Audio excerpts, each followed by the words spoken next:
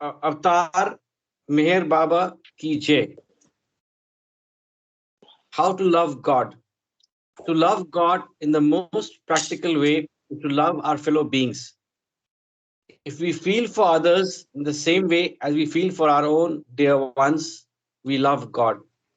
If instead of seeing faults in others, we look within ourselves, we are loving God.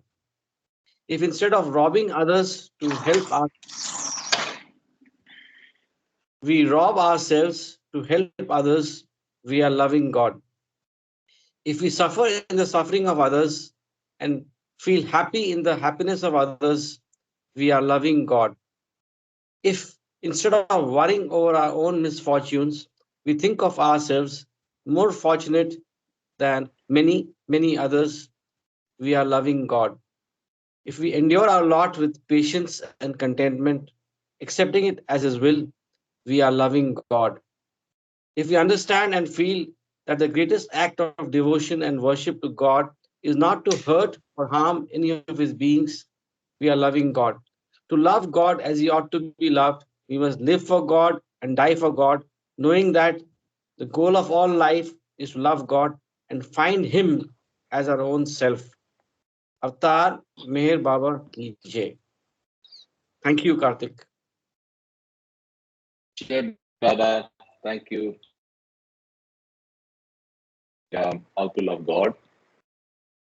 And with that, we come to the New World Culture, which is chapter 4 of the Listen Humanity.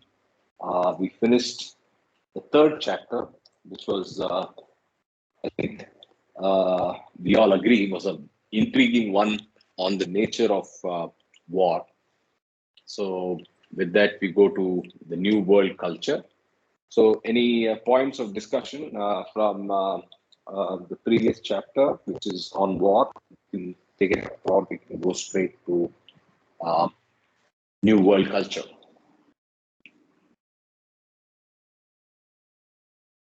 Okay, so I guess we'll get started with chapter 4, Avatar Meher Baba Ki Jai.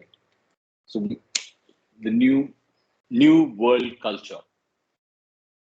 The East has had and will continue to have great influence on the spiritual heritage of the world and therefore upon the outlines of the new humanity. For all its material backwardness, the East remains spiritual. For ages, it has been the home of avatars, prophets, masters, seers, and sages whose contribution to the spiritual evolution of humanity has been unparalleled. It is essential that the spiritual atmosphere of the East be maintained even at the cost, if necessary, of material unhappiness. If the East's spiritual power and value are retained, the suffering of her people will finally be supplanted by happiness. The current problems of the East are more complex in some ways than those the West is required to solve. Men of all races, creeds, cults, and religions are to be found in the East. Although this lack of racial and cultural uniformity has presented difficulties in developing solidarity in the national life of the East, it must not be regarded as being an unrelieved handicap. The various streams of culture pouring into the life history of the East in particular and of the world in general have added to the wealth of its resources.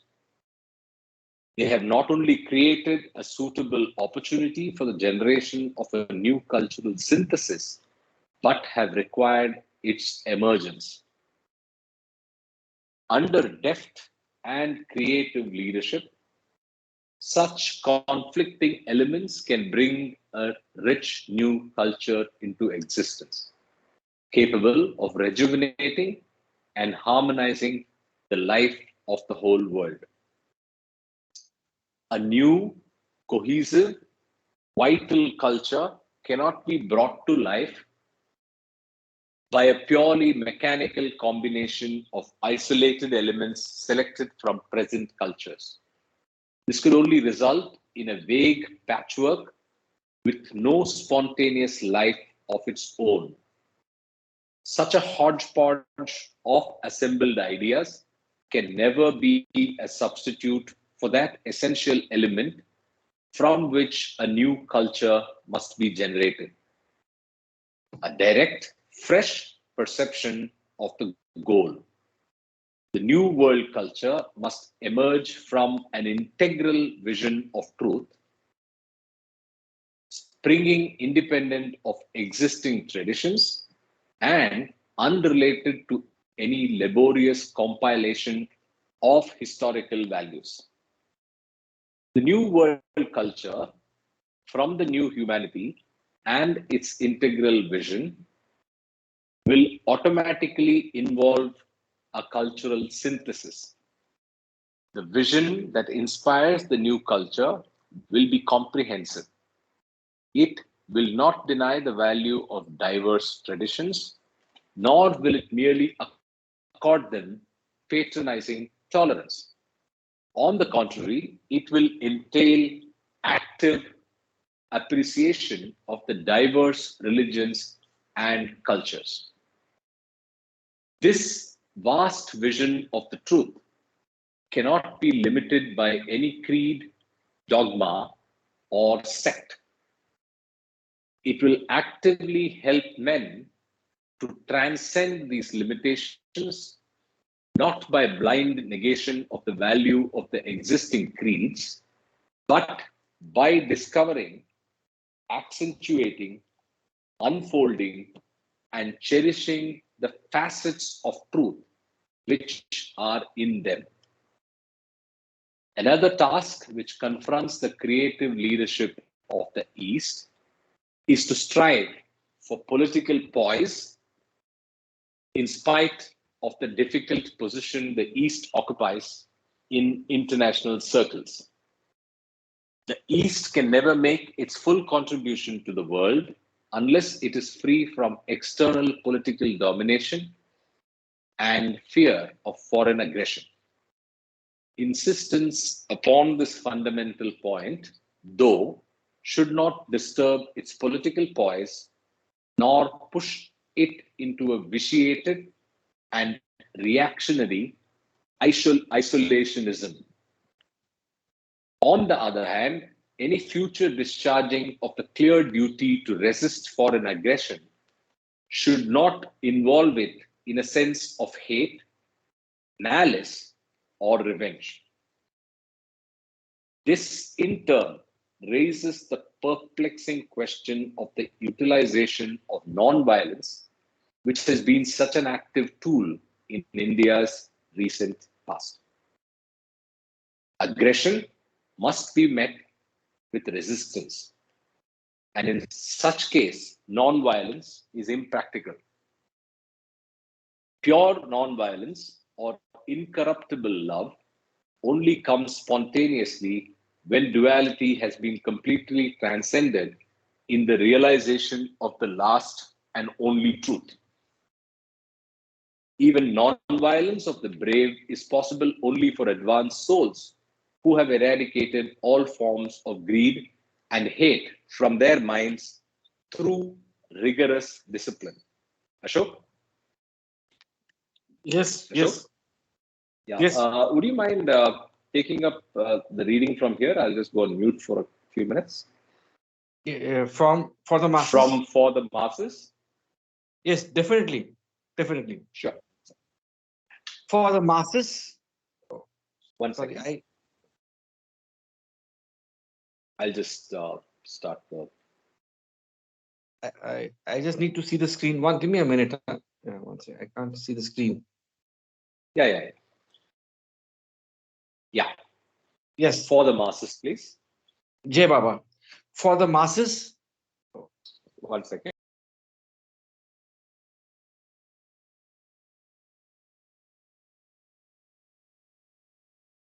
Can you adjust the screen? Sorry. Okay, yeah. One sec. Yes, okay. Avatar Meher Baba ki Jai.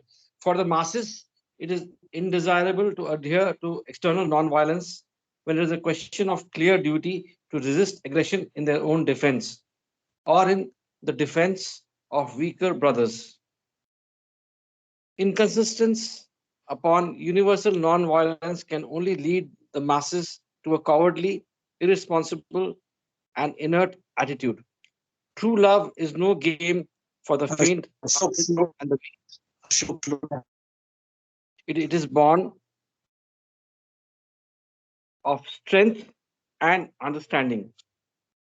In its enthusiasm for the highest ideal, wise leadership can never afford to lose sight of the relative and practical. Human evolution proceeds by gradual stages from selfish violence to unselfish violence, and then from non violence of the brave to the pure and incorruptible non violence of truth as infinite love. Each individual exists at some point in this succession, and his duty in time of war is indelibly determined by that position. All narrowness limits love. In the East, as in the rest of the world, humanity is breaking itself into narrow groups based upon caste, creed, race, nationality, religion, or culture. All this is due to ignorance, prejudice, and selfishness. It can only be mended by fostering a spirit of mutuality, which will derive its strength from a sense of inviolable unity of all life. Creative leadership will have to recognize and then emphasize the fact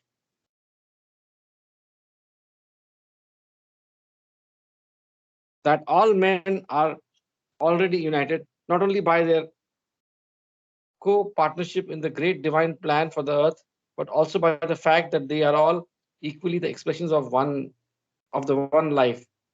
No line of action can be really fruitful unless it is in complete harmony with this truth. There must be love for friend and foe, goodwill, patience, and forbearance.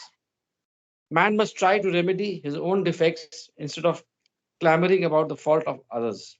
The world will soon realize that neither cults, creeds, and ceremonies on the one hand, nor passionate striving for material welfare on the other, can ever bring about real happiness, but that selfless love and universal brotherhood can accomplish it.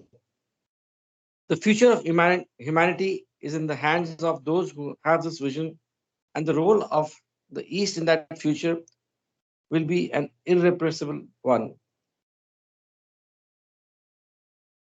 One, if it knits its spiritual and human resources together into a creative synthesis of an ancient heritage. Allow me to pause here. I think Baba also has given a lot of importance and significance to the East and West, coming together. Jay Baba, I'll continue. So, with this, we come to the end of this chapter. Karthik, any question? Anybody has got any questions? Or I'll Yeah, continue. any questions, any observations before we go to the next chapter? So this is a chapter on the nature of, I think, the most important paragraph that I could see was this paragraph, which clearly talks about the grades of violence, which we have read in discourses in detail, and that seen with the new world culture is what this chapter is about. Any observations, any reactions before we continue?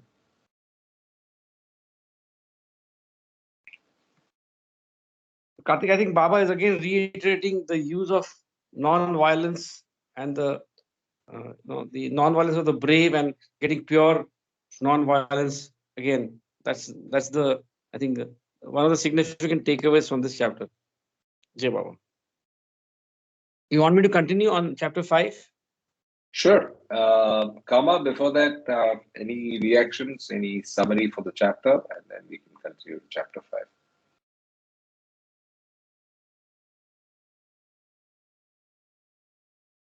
Yeah, well,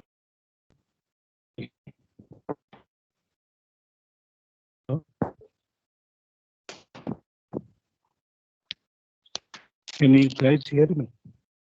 Yes, yes, Kama, Jay Baba, we can hear you. Little muffled, but yes, we can hear you.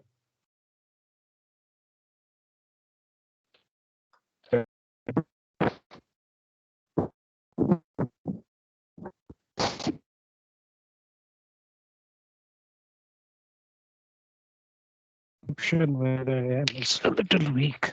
Can you hear me now? Yeah, this is better. Earlier it was all garbled. Actually. This is better.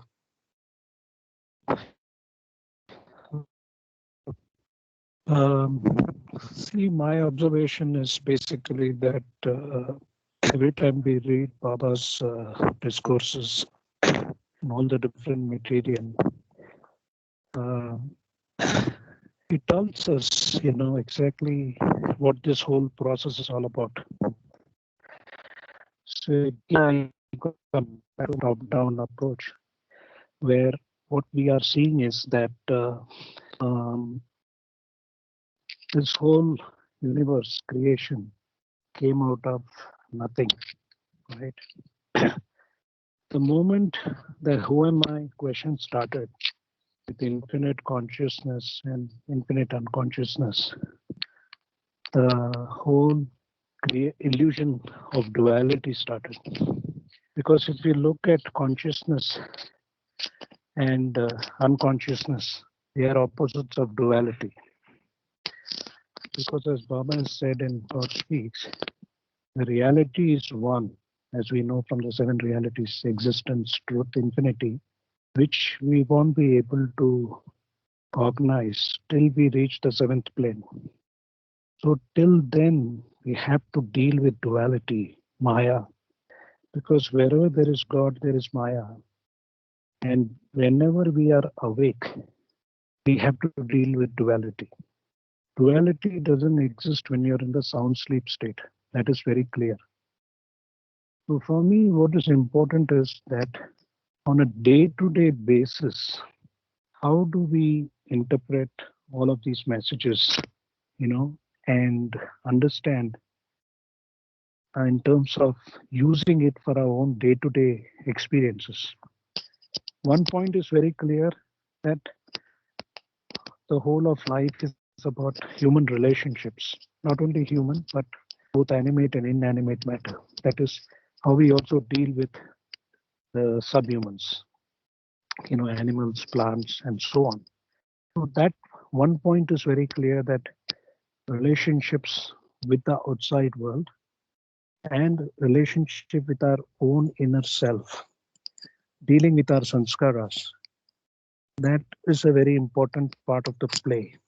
But this is only in the waking state, 16 hours. So one good part about this life is that we don't have to feel miserable all the time. That as soon as you are able to go to sleep effortlessly, it makes a lot of sense. Okay, good. Sleep is a good antidote for all the challenges we face.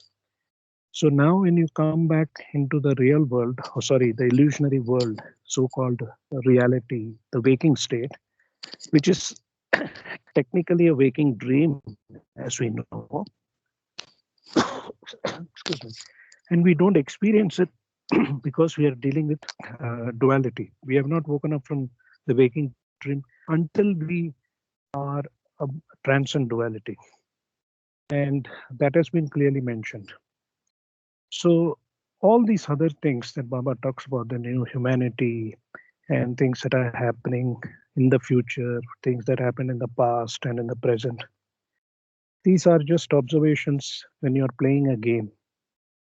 So the rules of the game, so if you look at this whole process of life, creation, our birth, going to school, working, and then dropping our body, again reincarnating, as a man or as a woman in different cycles of time, there is a certain there is a certain method to the madness, that we go through these 7 stages of life in each life cycle.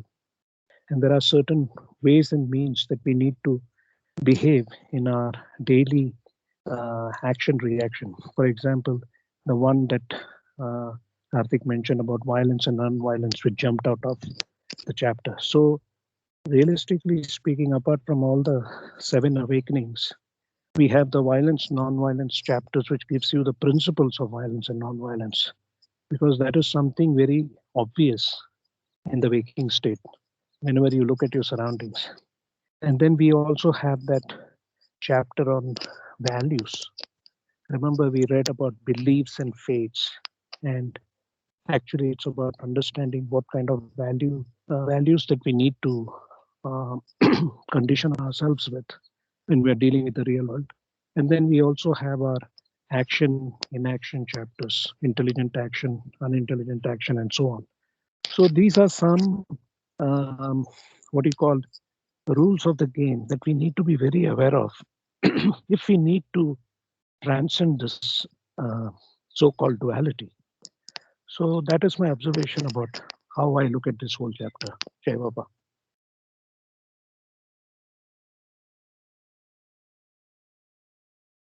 Specifically, this concept of culture, because new culture, we have not seen this reference earlier. So I wanted to see if you had any specific comments to make on that, because otherwise I think what you said is, of course, relevant and in a general sense applicable.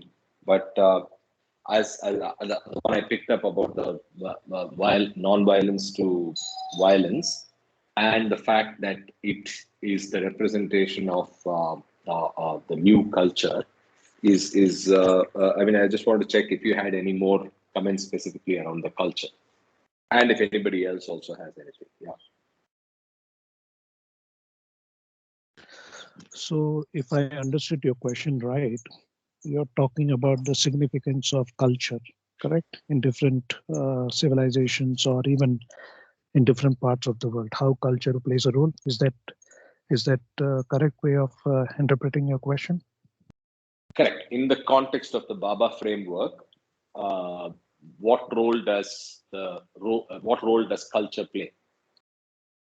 Okay, that's a good question.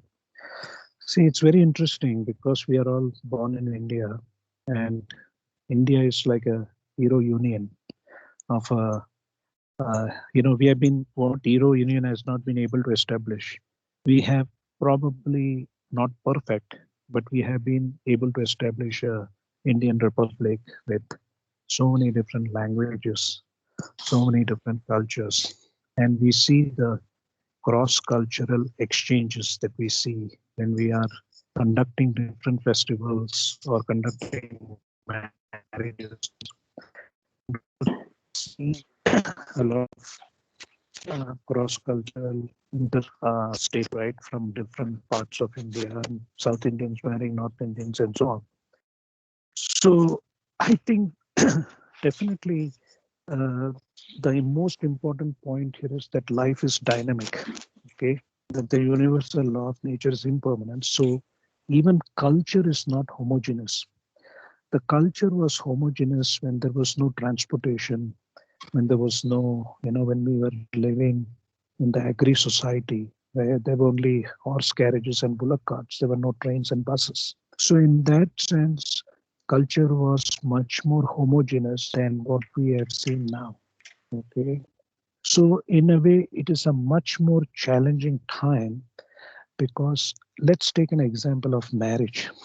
See, the longest relationship you have with a partner is not the longest relationship you have in life is not with your family, meaning parents or children or siblings, but it's actually your spouse, your companion or partner. And we note that in arranged and love marriages, there's a lot of compromises, there's a lot of we called. So I think that it's culture definitely in our current context is much more heterogeneous, much more challenging because especially in human relationships, not just about two people, it is also the nuclear family. So that also, I think, is part of the game.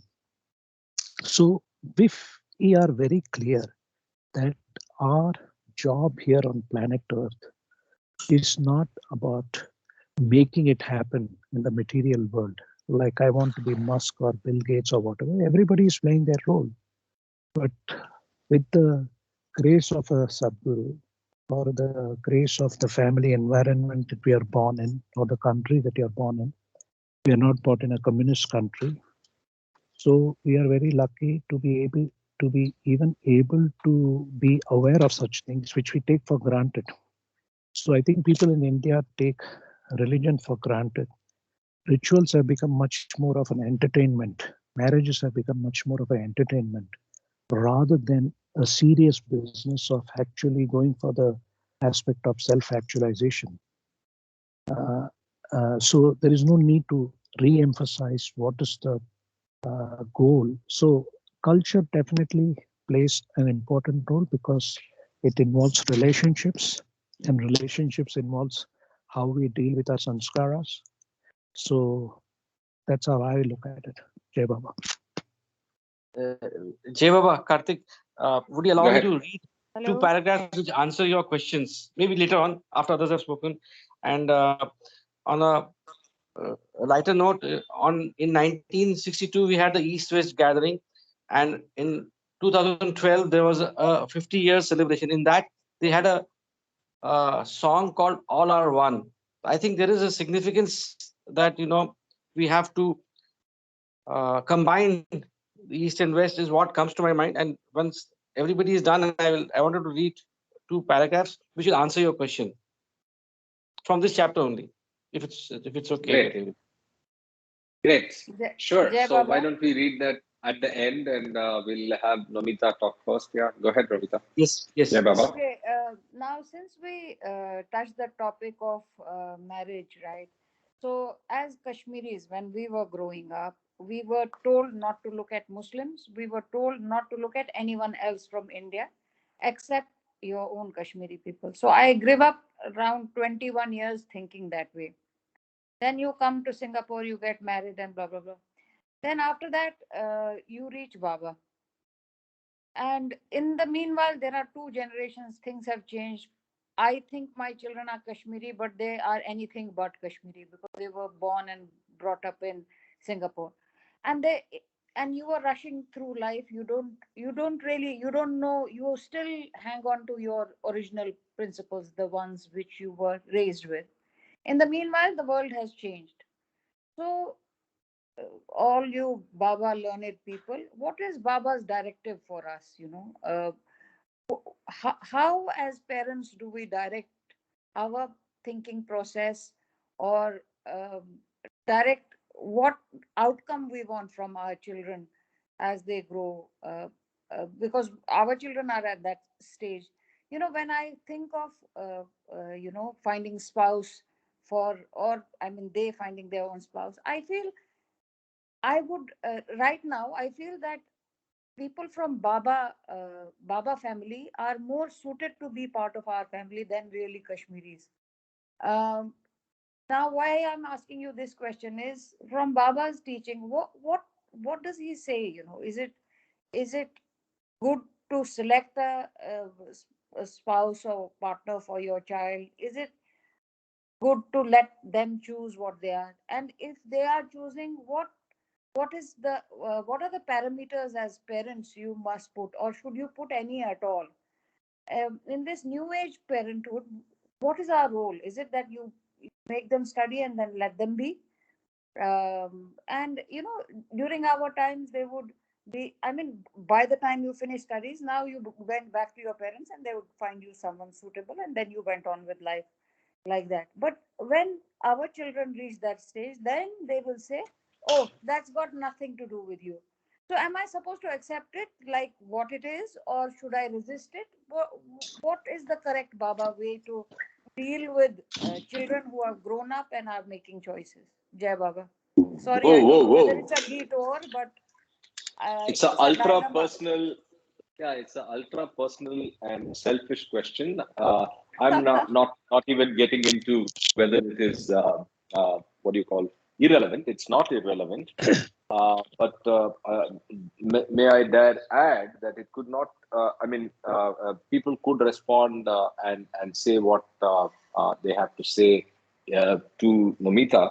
But I think this is a valid question, not just in the context of what one does with their children, but how we deal with the rest of the world and rest of the world groups from the rest of the world, generally in life as well, right? So, yeah, go ahead. What do the others think? In my opinion, I think our role is to imbibe what we have learned, and what we have learned is uh, very clearly the need for going to the true values that we need to recognize. And in those true values, there is very limited role for caste, creed, religion, faith, color, sex in our lives, in the way we progress as a soul. And hence, we should look at companions, both in terms of possible spouses or possible, uh, what should I call it, children-in-law. We should again look at a way which is very, very neutral.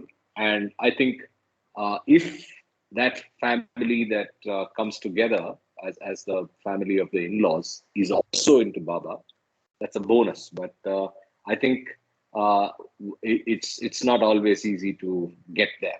So I don't know. There's a one size fits all standard question, but that would be my uh, answer. In fact, if I'd be falling in love all over again, I'd find a Baba lover. That's a personal choice. Huh. Yeah, Baba. Yeah.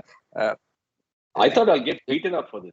No reaction. Is it? Okay. Jai Baba, That's fine. Jai Baba, Nomita ji and all others.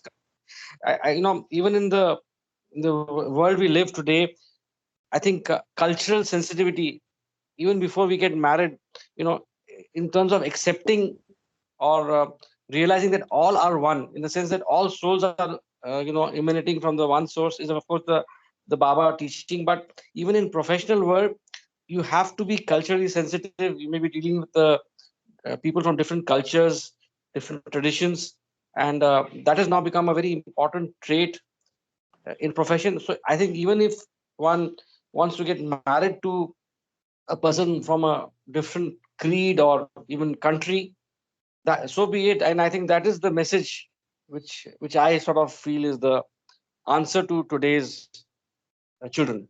Um, we may be Well, diverting, thank but you. I think that is the answer, Anuita ji. The person should be good human. I mean, whatever good qualities you have, which we have learned in our so many readings. I think those good qualities remain as a lighthouse for the future. Jai Baba. Baba, thank you. Well said. Well said. Kama and Sanjay, reactions to Nomita, the pained mother who's trying to sort this out. She has it all figured out, I know.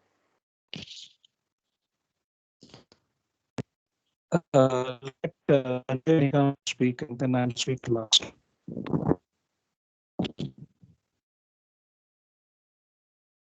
Okay. Sanjay ji, any thoughts? Go ahead. Yeah, sorry, I was. Yeah, go ahead. Uh, I think it is very personal.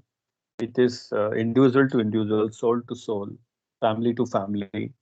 And the prarabdha of the children, their own past life and how they have landed in our families. And as long as the partner is selected out of love and trust, that should be fine. And yes, I understand that it's very difficult to adjust to somebody who is altogether very different from the way we live and lead our lives, the way we dress, the way we eat, the way we, treat our family members in general is slightly different in different cultures. So it's very challenging when the actual situation drops in, that somebody comes into the family. Like my son chooses a girl who is altogether from a very different background. So it will be challenging for me and my wife to adjust to that kind of environment. But yes, that's Baba's plan. If it happens, and we have to accept it. Actually, that's how I look at it. Jai Baba. Jai Baba. Thank you very much, Sanjay ji. Yeah. Uh, Jay Baba, I I think Nomita's question is very, very valid because especially in these times, as we see the cross-cultural and cross-border intermarriages that are happening and how we deal with it. Now, specifically for a Baba lover, I can give you some observations based on my own experience that even if you're married to a Baba lover, there is no guarantee that the relationship will be perfect, because if you're looking at a long-term relationship, how each person experiences life, how they respond or react intelligently or unintelligently to circumstances is an important point. Second thing is, as Karthik was talking about, true and lasting values. I think that is the key for any individual, especially Krishna Bhakta, Rama Bhakta, and true and lasting values is common for everybody. That first needs to be inculcated with the children, which means the parents have to practice it, number one. If the parents do it, then the children will be mentored, because children are always wanting to please the parents. In most circumstances, there are extraordinary circumstances where children, due to their sanskaras, do not obey their parents and they go a different way. That's a different situation. We are talking about a typical family, as Nomita talked about, brought up in a certain homogeneous environment, now living in a very multicultural world outside your own country. So one of the things in talk with Ramana Maharishi or one of his disciples, somebody was asking, I think a Western, what is the significance of marriage if we are interested in God realization or self realization? Should I get married or shouldn't I get married? Because it is recommended that you be a celibate single person rather than being entangled in a marriage. But we also know on the other side that marriage is also good. Being a householder is good. In fact, being a householder and being able to get liberation is a very good, it's one of the best forms of going through this process of self-realization. But one condition, it definitely said that if you are, your main focus or goal is God realization, self-realization, and you're very clear about it, then if you want to be also married, you have to make sure that your partner is also of the same wavelength. So in that regard, if ideally if you're able to find a Baba lover who also has the same, see, just because you're a Baba lover doesn't mean that both of you think, speak, and do things alike. We have seen that because each one of us is unique. So ideally, if you're able to find a Baba lover who has the same values, or even if you found a partner from a different operating system who has the same true and lasting values, one can follow Sufism and one can follow, Buddhism or Vedantism or whatever. But the key thing is the true and lasting values, having the same wavelength and frequency in terms of a spiritual belief system, which also encompasses your material life. So I think that is the key. And Baba has given in discourses the scientification of marriage and the problem of sex and the significance of male and female incarnation. I think these three chapters are very useful as a reference point if we are looking at trying to answer this question of Namita. Jai Baba. Jai Baba, thank you very much. This has cleared my understanding. I think value systems is something that should be a foundation stone for any relationship. And I think that gives me a clearer understanding of what as a parent I must do. Whatever they find is okay, but we must tell them that a value system is important. And if whatever they have found is within the sphere of the values they were raised with, I think that should be okay with us. Thank you very much. It's helped me tremendously. Jai Baba. Uh, just to add to what all others have said, including Kama, so on page 106 of the chapter which he mentioned, the sanctification of married life, there is a subtopic, Namita ji, because you are also, one of the persons who highlighted that we must go to subtopics. So married life must be in line with divine plan. So uh, as Sanjay also said, it's based on our prarabdhas, karmas, and how we meet and whom we meet and we get married. So it's also a part of the divine plan, and So that's basically, what I it's want to add. submission to Baba. So if Yes, anything it's submission to. unfolds, if anything unfolds, it was his desire, and it will move on as per his dictate. Yeah, I think submission is another way of dealing with the situation. Yeah, I like that as well. Thank you. And I think we can interpret it in two ways. One is the macro principles and the micro, in the sense that an individual, his family, his circumstances. So it's two things. It's twofold. One is the teachings, and other is your own karmic load or sanskaras. Jai Baba. Yes.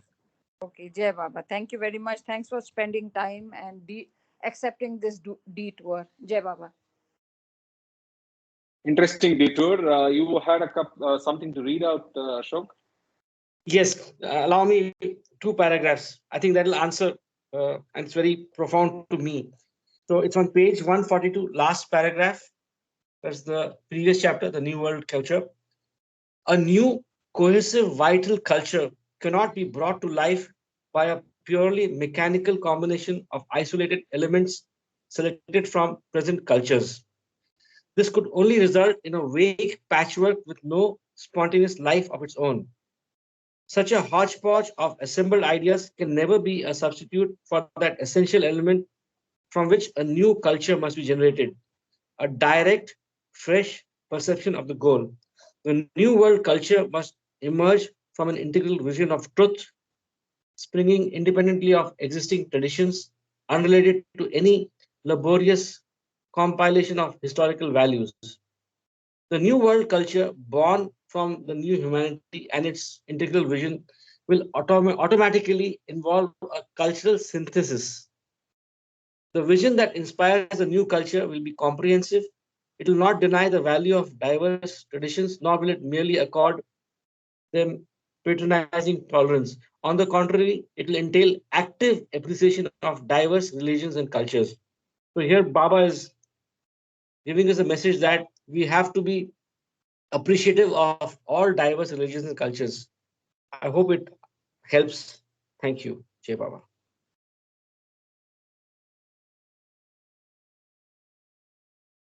Sure, I think that was uh, relevant and useful. Thank you very much. And I think as parents and as people generally dealing with multicultural friends, companions, and associates, this is a good discussion that we had. No easy answers, but I hope it was useful for everybody. So with that, we can continue to chapter 5, the notes on freedom. Jed Baba, as get started. Throughout the ages, the voice of mankind has been lifted up in a great clamor for freedom. The love and quest for freedom are principal characteristics of humanity, regardless of race, time, nationality, or geography. But in spite of the fact that freedom has been the watchword of groping mankind for so many thousands of years, there are very few persons who really understand the full implications of true freedom. There are many, though, who struggle to attain a relative freedom dictated by their partial understanding of the nature and conditions of true freedom. Thus, different persons long for different kinds of freedom according to the different things they have come to value. Relative freedom, which is the brand of freedom usually involved, is sought in all phases of life and is usually related to the type of existence people wish to lead. For instance, those instinctively work for national or political freedom. Those who are motivated by economic considerations strive for economic freedom. Those who are inspired by religious drives work toward religious freedom.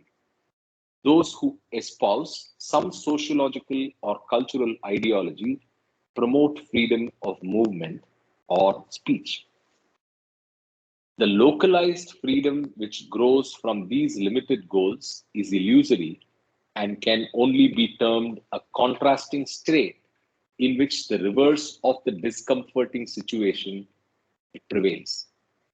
It is a freedom of ignorance in which there is at best transitory peace and plenty and passing relief and enjoyment. Regardless of the material bindings of the good and the bad, spiritual freedom is always at hand, ready to be grasped by man. This is true because man's inherent spiritual freedom of the soul is eternal, infinite, and changeless, regardless of whether it is experienced with full human consciousness or not.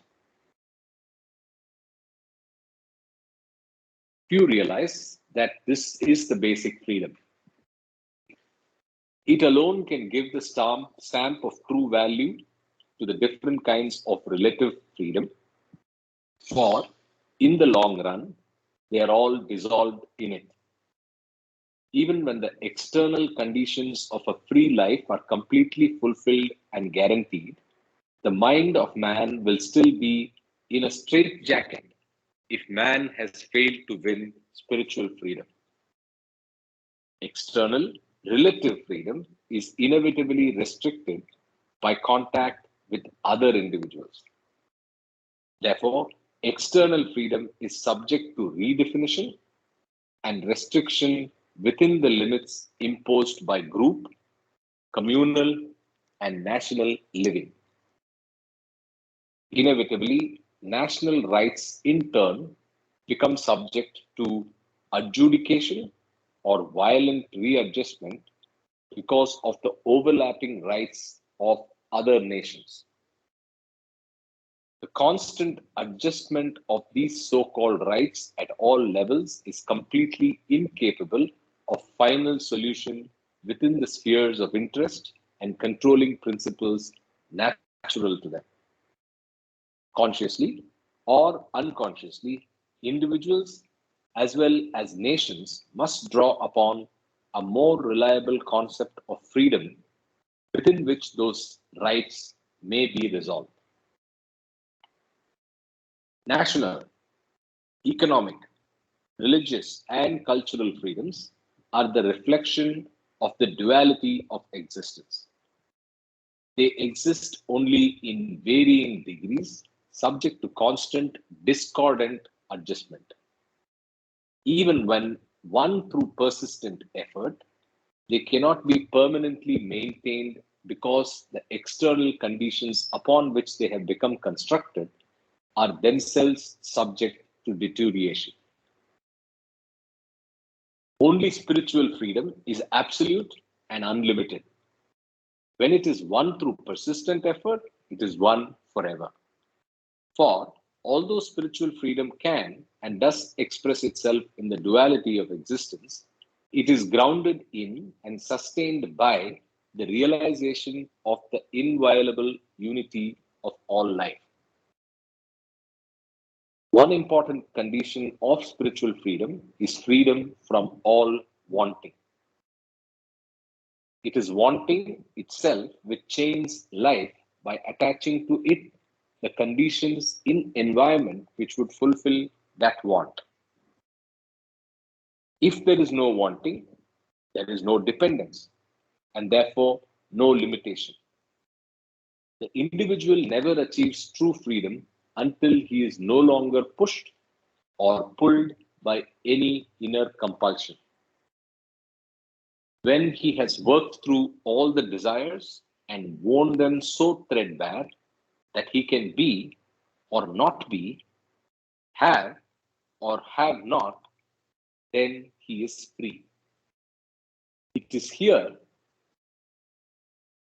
that the perfect masters are indispensable in helping to lighten this crushing burden of trying to wear out and discard the wants.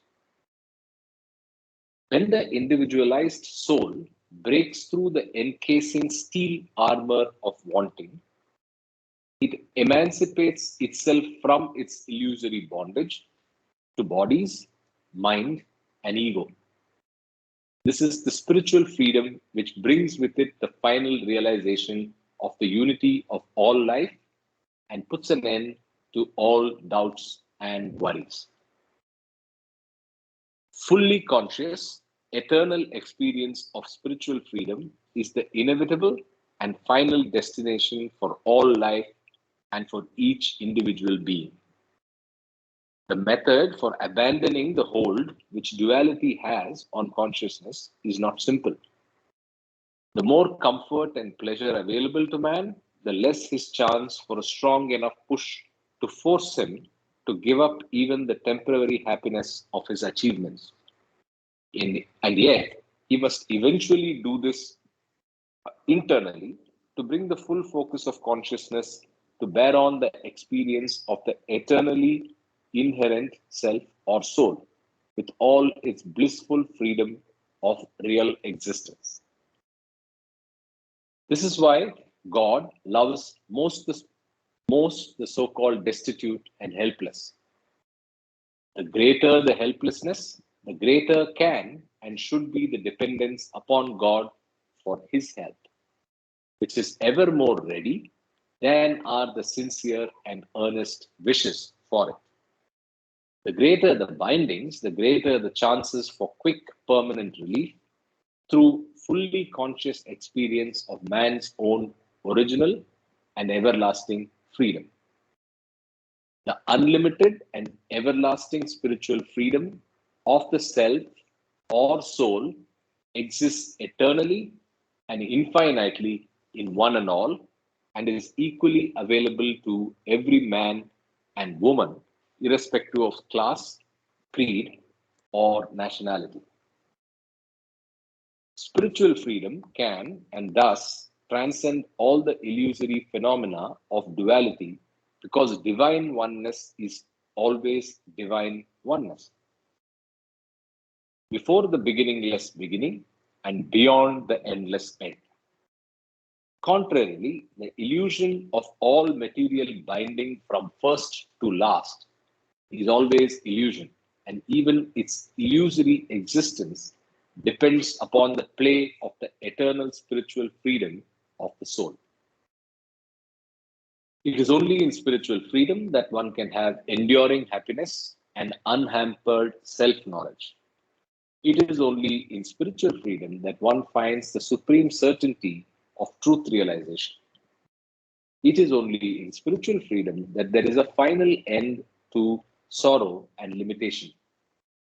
It is only in spiritual freedom that one can live for all and yet remain detached in the midst of all activity. Any other lesser type of freedom is like a house built on sand, and any lesser attainment is fraught with fear of decay. There is no gift greater than that of spiritual freedom, and no task more important than helping others to find spiritual freedom.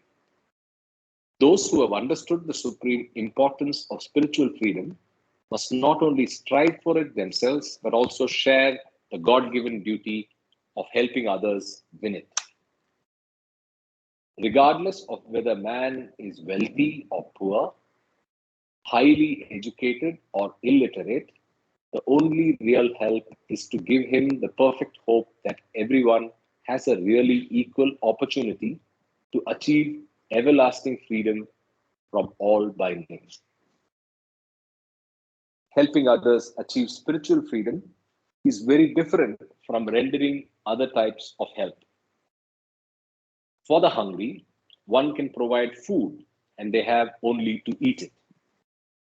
For the naked, one can provide clothes and they have only to wear them. For the homeless, one can provide houses and they have only to live in them.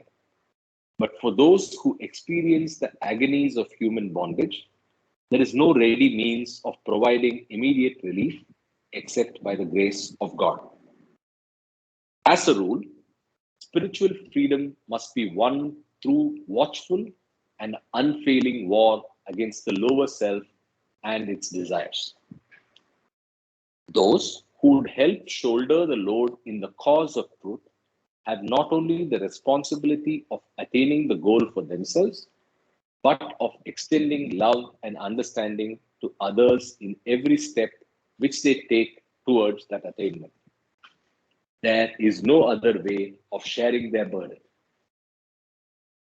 Real help in achieving the perfect hope of attaining spiritual freedom can only be given by the perfect master who has achieved with full consciousness the freedom of the self and at the same time continues to be fully conscious of the illusion of duality. From him, true and great help can be obtained, for he has experienced 100% of the truth of spiritual freedom and is 100% confident that the truth is real. Such a perfect master can give relief to humanity from immediate ignorance as well as relief to the individual from continual ignorance. But direct help from a perfect master is rarely available, and so each individual must help others in every field of life to the utmost of his capacity. First, however, he must take every possible precaution against the development in himself of a sense of obliging or of obligation in the receiver. This is best achieved by a feeling of pure love between man and man. Such selfless love springs from the profound understanding that each individual, on achieving full human consciousness, has arrived at the same threshold of infinite divine oneness. Each human being does possess, therefore, a truly equal spiritual opportunity to achieve the oneness of spiritual freedom, which is potentially as complete in himself as in the other. Even though one may have tried to take every precaution to avoid any sense of obligation in the help one gives, undoubtedly there is every chance of this element entering to some extent through either giver or receiver. Still, this should be no cause for hesitation in rendering whatever relief one can provide. Although extending help to others is fraught with the danger of endlessly multiplying misery for both giver and receiver, man must nevertheless help his fellow with the same care that he meets his own needs. There are further questions of great importance in rendering help to a suffering humanity, such as temporary versus permanent relief. Often, a sharp choice must be made. When immediate relief is likely to turn a curable case into an incurable one, or to spread the infection to others, insistence upon immediate relief and refusal to try for a permanent cure is unthinkable. Similarly, there is no real value in helping if one robs Peter in order to pay Paul. There is no point in giving relief at one end by creating misery at the other. The question of pity for the suffering and downtrodden is also a moot one. Such expressions of pity in themselves are an expression of ignorance, as pity itself is invariably based on unconscious denial of the equal capacity for the everlasting freedom of the self. There is no truth in the myth that the well fed, well clothed, well educated can best find God. On the contrary, the so called rich are comparatively more handicapped by fleeting comfort and mercurial resources than are those who feel chained by their material needs. Since God loves the afflicted ones most, to emphasize their helplessness is to act in ignorance of their true state of grace. Instead of making them think more and more about their helplessness, they must be made to come nearer and nearer to God.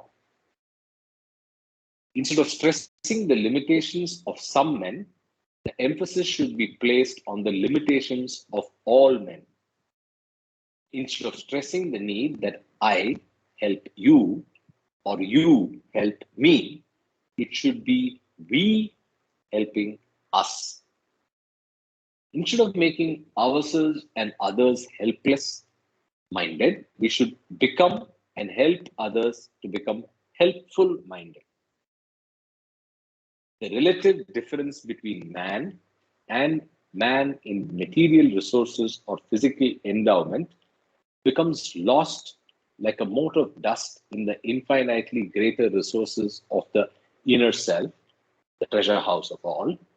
It must be impressed constantly upon humanity that the real birthright of every man and woman is to achieve his own original freedom, that it can be achieved, and that sooner or later it must be achieved.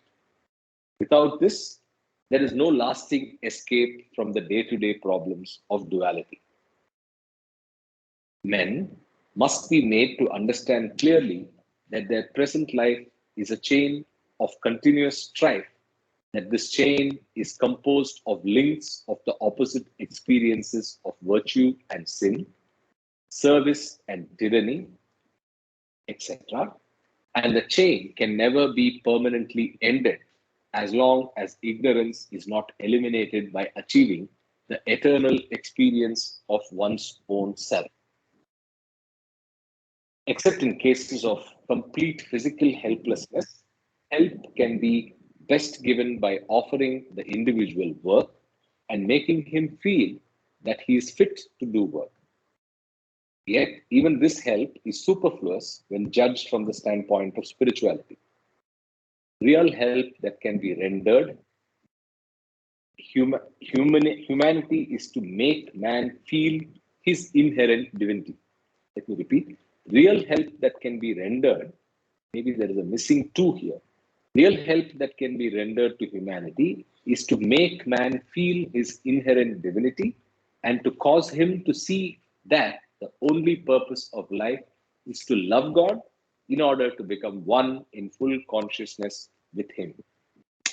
No sacrifice is too great to set man free from spiritual bondage and help him achieve spiritual freedom.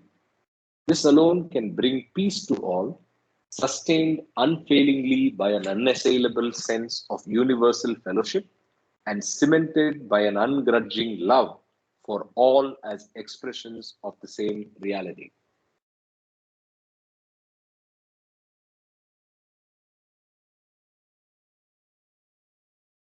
This is again a charming little chapter on what is the way to interact with other people, our sense of entitlement that creeps in when we look at others, the true nature of pity, and the true nature of how we should go about helping others. And I think the singular reference that I can think of is not is the phrase where he says that I am not helping you, but we are helping us. I think if we can make that a mantra in mind as we are doing help and seva and whatever we see in the world, I think that's a good way of internalizing and putting this into practice.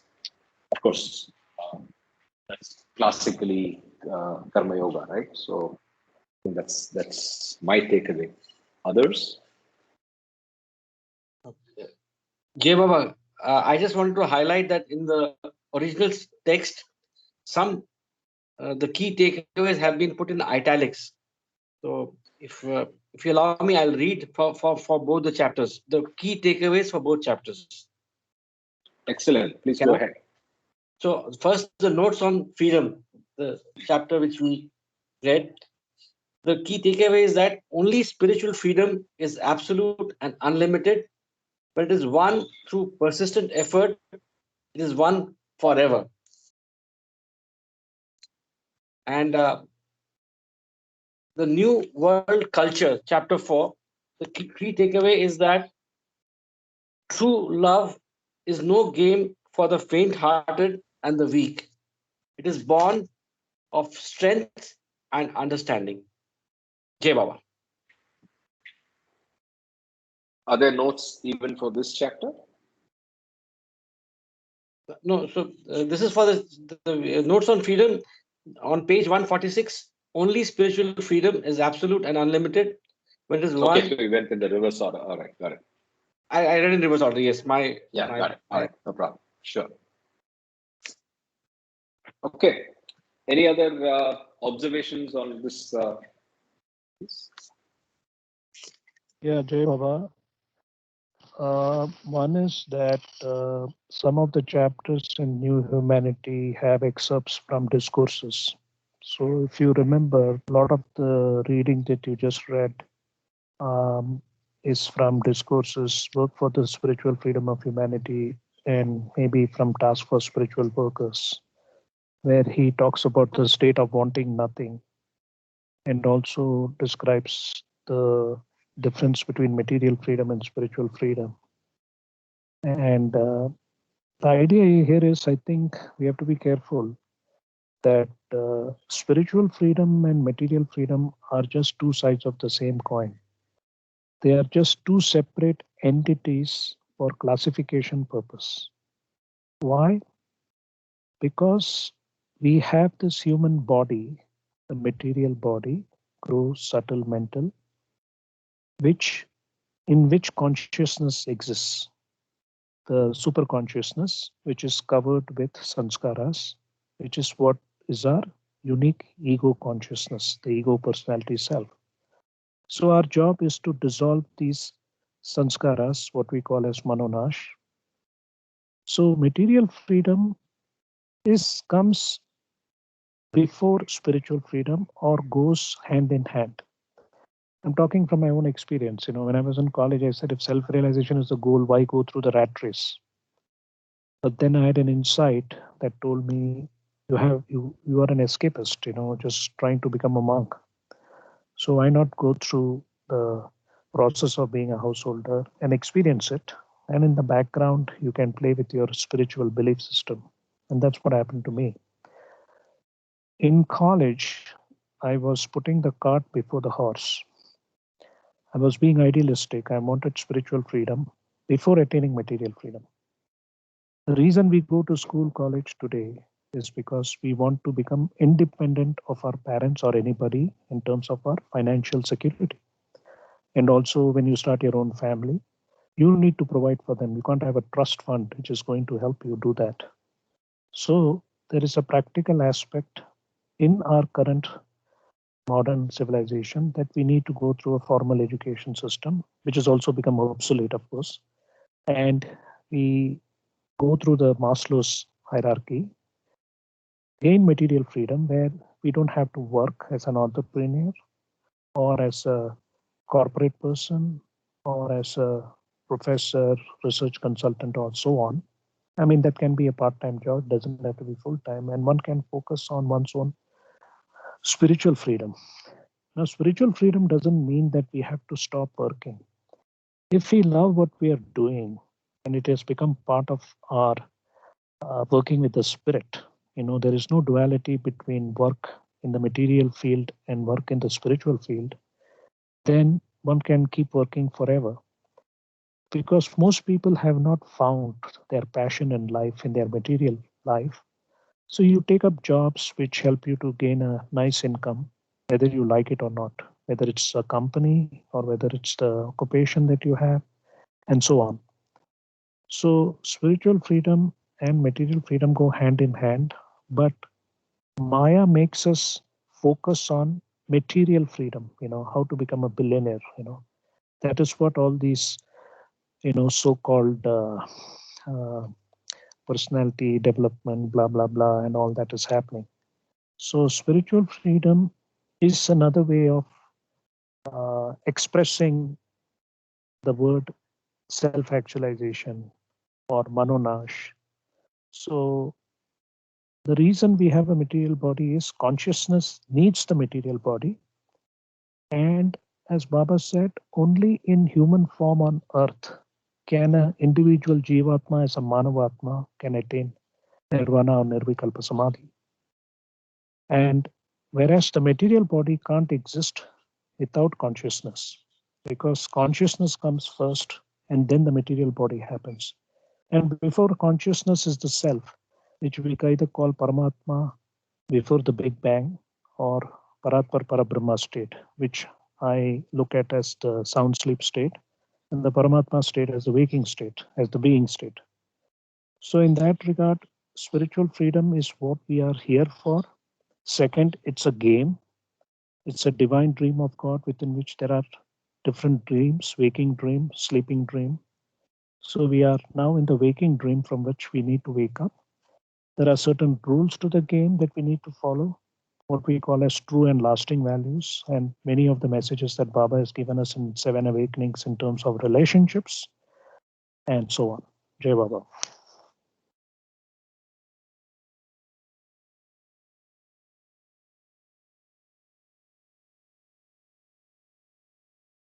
So that's a good summary, and I think I couldn't agree with you more.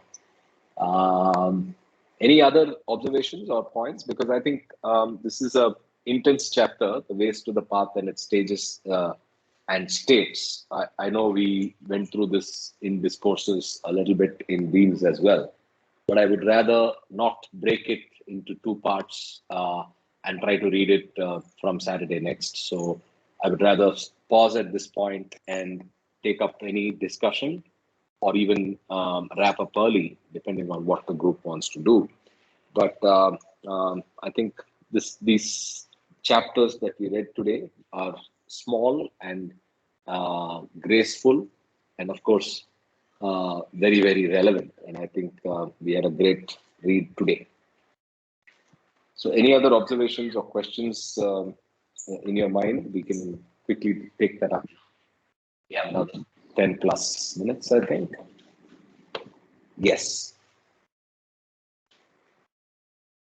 If someone can relate the chapters and discourses with the chapters or sub-chapters in the New Humanity, I think that would be quite useful, so that whenever we read discourses on New Humanity, we can always do cross-checking.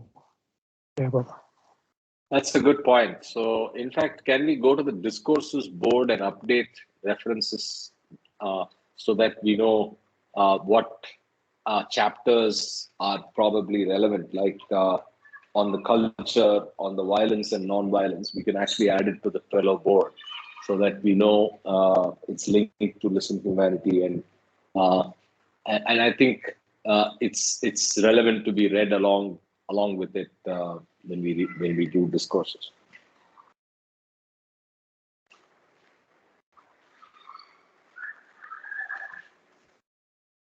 Karthik, if I understood, are you saying that when we read Listen Humanity, we should also read some relevant portions of discourses? Is that what you're saying? No, I'm Or just saying we should update the board in the yes.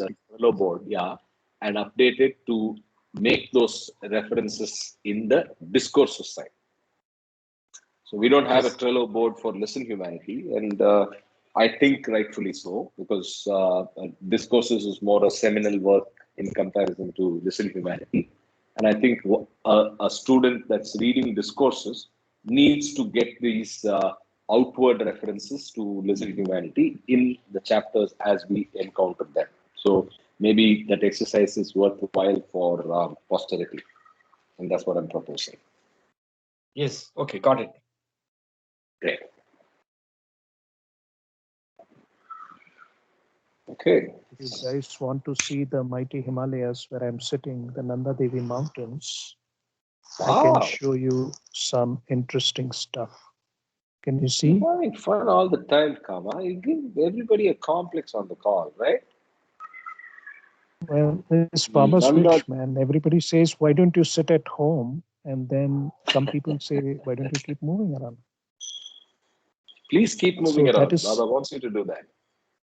the Nanda Devi Mountains you see. Can you see the It's snow not very peaks? clear. Can you try focusing or reducing the It light in the is- camera? Okay, So wait. all we see is a blue. I mean, you can see some white clouds, I think, which are the Nanda Devi mountains. Others, is it just me, or that's what others are seeing I'm as just well? seeing chapter 5, chapter 6. Oh, wait a second. Let me. Yeah, now can you see it? Yes, yes. Beautiful. Yeah. Wow. So Freedom at mid-morning. yeah. Only it's from yesterday it started becoming sunny actually. Hmm. You should write a book, That's- the Modern Hermit.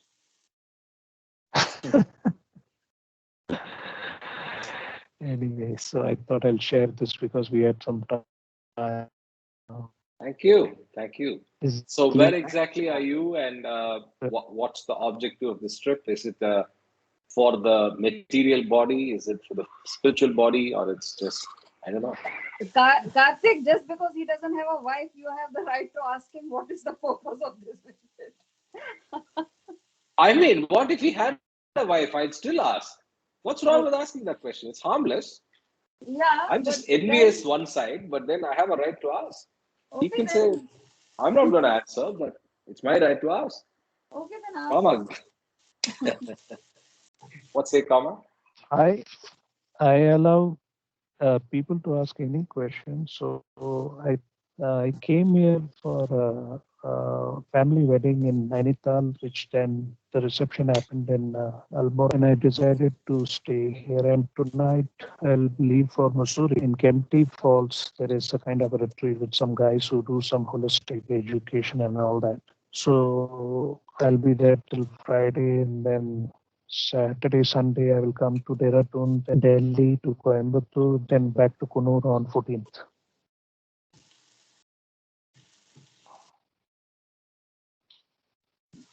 The modern hermit and his travels. Yes. Yeah. We can say the travails of the modern hermit. He's having fun. There's no travail there. Acha, fun. The travails of the Interesting prince of thing the. is, Yeah, go ahead.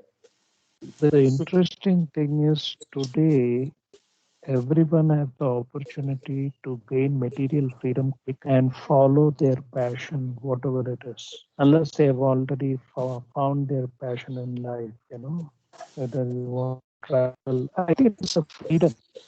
Like I said, health is wealth, wealth is health, physical health, physical health, mental health, material health. All three are mandatory. You can have all three and time at a time. Three and time, you know what you want to do with yourself. This way, the spiritual freedom becomes a relevant question. Then you don't have to worry about material freedom, because you're on autopilot. So people have to work for their, more to fulfill their desires rather than have a simple life. That is the key difference if we want to become free, Baba. Yep, valid point. New opportunities and modern life is like that. Yes. Great. So, any other one more thing I reactions want to to Kama? share Yeah, go was ahead, there Kama. was, in fact, one thing I wanted to share was there are two guys out here in different cottages. One is working with Amazon, one is working with somebody else. So remote working has become the norm now. So that's a very interesting trend that's happening. Yeah, I have a few friends that. Yeah, go ahead, Ashok. So, Kama, you mentioned that material freedom and spiritual freedom are two sides of the same coin. But the progression is that first, coming from your example, is that first material freedom and then you move towards spiritual freedom. Is that the right order? Right. You can say it is like the 80-20 rule, because we have these 7 stages of life or 4, the brahmachari, grahasti, vanaprastha, sannyas. So the 80-20 rule will be initially the first half, 80% you are focused on your material life to fulfill your duties and responsibilities, like in Baba's My Wish. And then once that is achieved, see, basically, what do you mean by duties and responsibilities? That's a very relative question with a very relative answer depending on each person's desires. Typical example would be a family with children. Your duty and responsibility is to make them independent. That is, you give them a good education, they get a job, and that's it. If you start worrying about your marriage, if you start worrying about your grandchildren and so on, then there is no end. So, spiritual freedom is basically something that is happening throughout your life, right from childhood. Surrounded by rituals and ceremonies, depending on what religion you're brought up and what kind of values. See, when you look at material life, it is all about true and lasting values. So spirituality is always in the background. Uh, you know, so spiritual freedom is just a terminology about what is the real purpose of life, which is Manonash. That is the ideal spiritual freedom. Baba. Your audio kind of became very, very feeble. Is it just for me? No, it was feeble, but anyway, I thought I'll listen to it in the recording. But anyway. People, because you haven't reached your material freedom yet, so they didn't want you to listen to all this.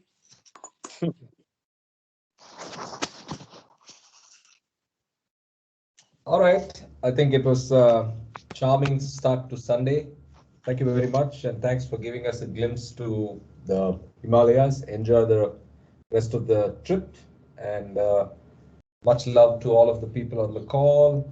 And we will get back together in the coming weekend. Yeah, Baba. Avtar Meher Baba ki jai. Avtar Meher Baba. Jai Baba, everyone. Jai Baba. Jai Baba.